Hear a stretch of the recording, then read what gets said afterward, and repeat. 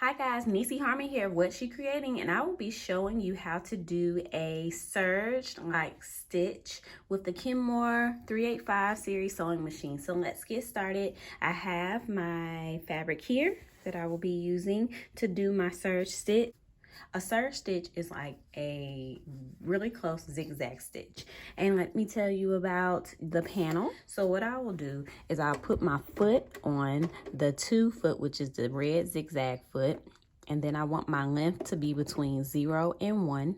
And my width can be between 4 and 6, just depending on how wide you want the stitch.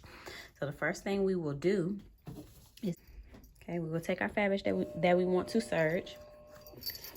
And we'll start at the top.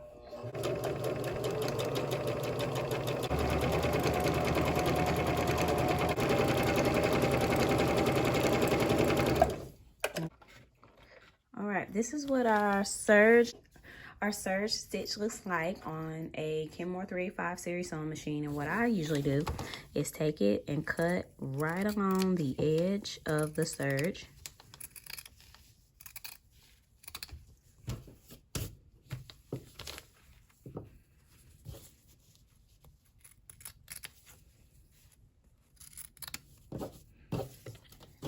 Okay, so this is what it looks like.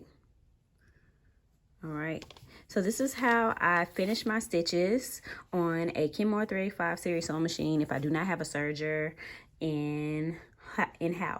So thanks for watching. Give us video ideas, subscribe to our page, and happy sewing.